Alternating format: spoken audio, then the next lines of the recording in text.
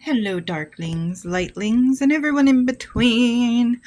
Today we are doing a hashtag tarot through movie genres, and I believe it was created by Lucid Moons. I hope I didn't get her name wrong. I will leave their link in the description. I saw this on Amethyst Ascension's channel, and I thought this is awesome. Anyway, I love movies and I love tarot. So, like, if tarot and movies had a baby, you would get this tag. And I thought it was fun. So, let's jump right in. Number one is a sci fi deck. And this is a deck that incorporates imaginative or speculative or futuristic concepts. You know, this one really made me realize I need more sci-fi decks. But the closest one that I got to it would be bam, the Starseed Oracle by Rebecca Campbell. When I think of like sci-fi or futuristic, aliens always come to mind, or space and things like that. So this was kind of the closest deck that I really had. So yeah, it's a really beautiful deck. I love it. You should love it. Number two is a horror deck. So it's like a deck that scares or disturbs you. And, the more disturbing the decks, the better. I think a lot of you know that about me. I have many that could fit into this one. Almost all of my collection, really. The darker the deck, the more I want it. But I chose two for this. Got Tarot Z, zombies. I mean, I love zombies, right? And the Macabre Tarot. You open the coffin, it makes the sound, and it is amazing for like shadow work and all the dark, deep, disturbing stuff that I love. Here are just like some of my favorite cards from the Macabre Tarot deck. I love that Death card.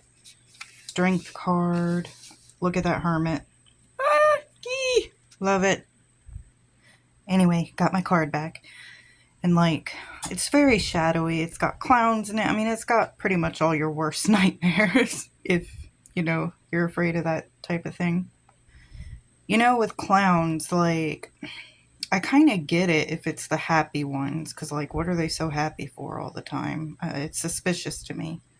So I kind of get that. But, like, the scary ones, I love, because, I mean, they're supposed to be scary. Makes sense. And we have the Tarot Z. I mean, it's very, zombies. Zombies, which I love. The sun. Oh, some of them are. But yeah, so let's move on. For romance, I chose the Tarot of Vampires and Rochelle's Romance Oracle deck. It is amazing. Go check it out. Vampires, always romantic, seductive. It's like that gothic romance. And I absolutely love romance in that type of way. The dark, like, seductive way. So let's start with the Tarot Vampires. What's amazing about both Oracle, or decks, not Oracle, one's an Oracle. What's amazing about both romance decks that I chose, they both have roses on the back, which I think is very appropriate for any type of romance. Look at this. I mean, sure, one could look at it as terrifying, but I find vampires, as vicious as they are, to be extremely romantic, especially in a gothic way. I mean, anything gothic to me is very romantic. I guess, I mean, look at that card. That's the Lovers. Oh, so appropriate.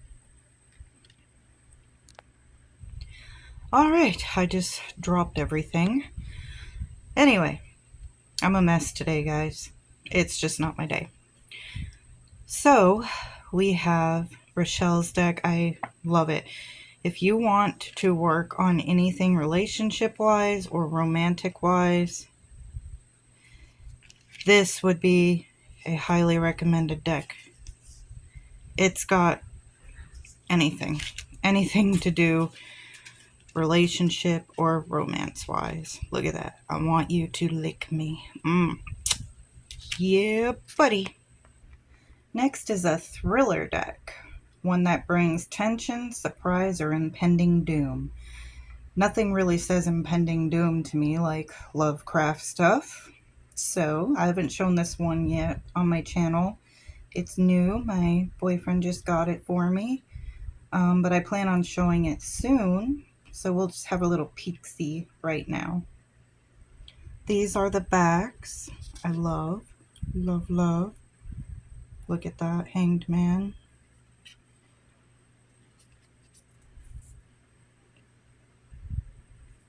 I do love this deck. I need to actually work with it more. I have not worked with it much yet, but I do love it. So for thriller, I have my Edgar Allan Poe tarot. I got this for Christmas too from my lover, my boy toy. He knows what I like. Okay, enough of that. Let's see some of the cards. This is the back. I love the raven and the eyeball. Of course I do. That's the death card. I gotta get a better, like a good stand. There we go. That's coming next, guys. Sorry for like the quality and the shakiness. Ace of Pentacles. Well, that was already flipped. Interesting. Yeah, it kind of reminds me of like that time era too. Like, I don't know, maybe Sherlock Holmesy a little. I don't know why it reminds me of like Sherlock Holmes, but yeah, I thought it was perfect for mystery. And if anyone's mysterious, even with his death, it was Edgar. The next prompt was action. So really the only deck I could think of that was very actiony was the Gods and Titans. Now I have the Goddesses version of this in here as well. I kind of put them all together, so when I work with them, I like kind of mixing them up. So let's take a peek, see at this one. Nothing really says action like Valkyries. I mean, come on, look at that. Oh yes, and Odin. And Loki. And Thor. Freya. Oh yeah. I mean, to me, this deck screams action. They all look like they are ready to take you on an adventure and kick ass. Look at them. Oh, it's amazing. Even pregnant, she like looks like she's gonna fuck some stuff up, right? This is an amazing deck. The next one is fantasy. Nothing screams fantasy to me more than the Wisdom of the House of Night Oracle cards. So if you guys have read this book series, you kind of would know why I picked it. It's I don't care what people say. I love that book series, okay? It's amazing.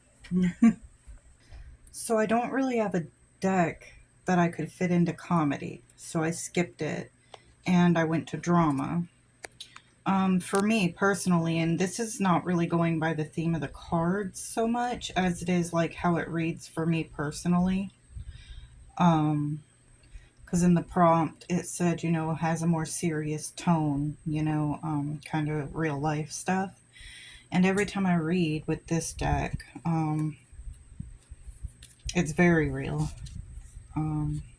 helping me with real life stuff and usually my drama. And it gives very real messages, very real advice, and maybe some of it could be considered a little dramatic, but in a good way.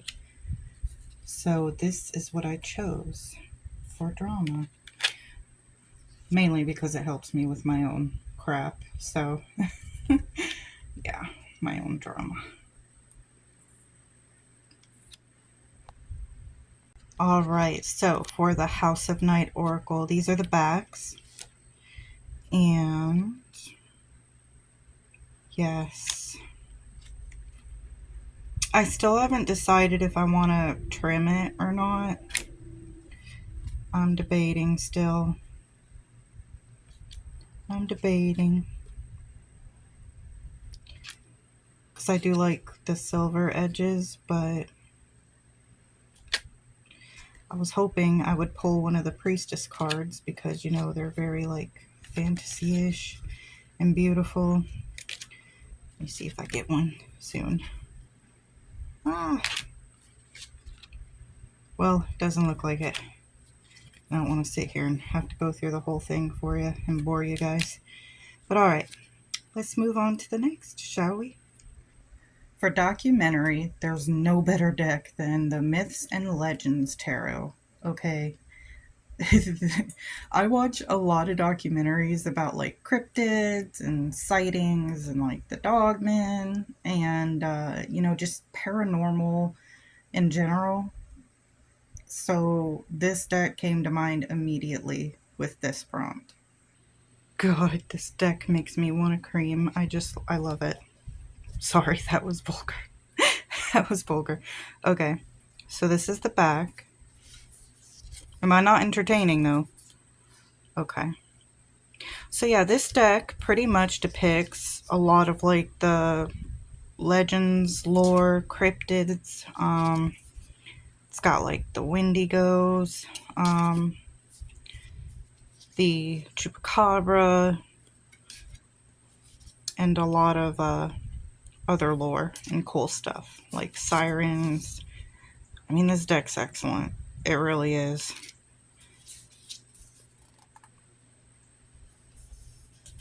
I'll show you just a couple more.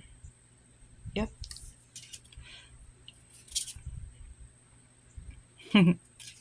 I love it. I love it. This couldn't have been a better gift from a beautiful friend. Our next prompt is animated. And of course, I took this opportunity for Tim Burton. Anything Tim Burton. Yes. And I love The Nightmare Before Christmas. Though I was a little disappointed in this deck, I still love it because, I mean, come on. It's The Nightmare Before Christmas. So here are the backs.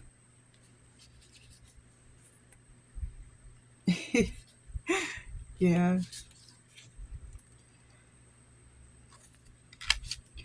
Here, Mr. Santa Claus. Oh.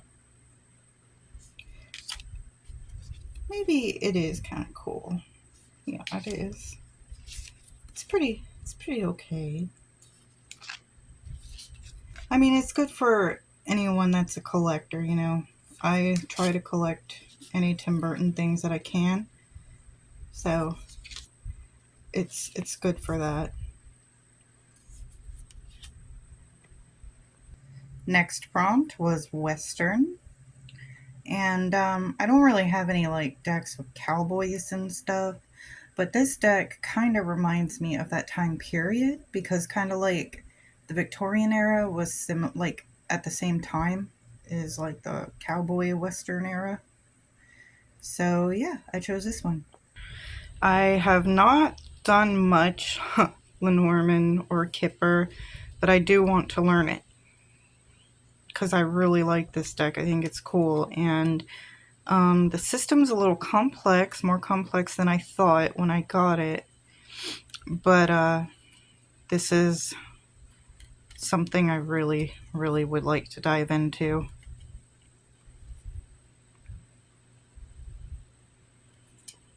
The final prompt, black and white or vintage. So this isn't really in black and white, but it is vintage, and I do adore this deck. Now, nudity warning, just letting you know.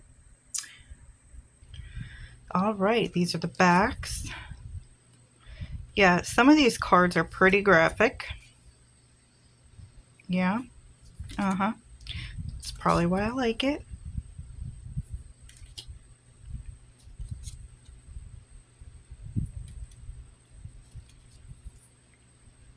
I did do a walkthrough of it.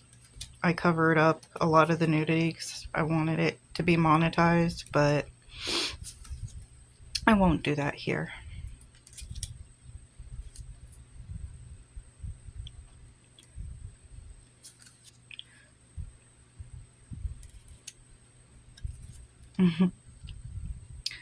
But yes, so I thought this one was really perfect for that prompt, even though it's not, you know, black and white per se.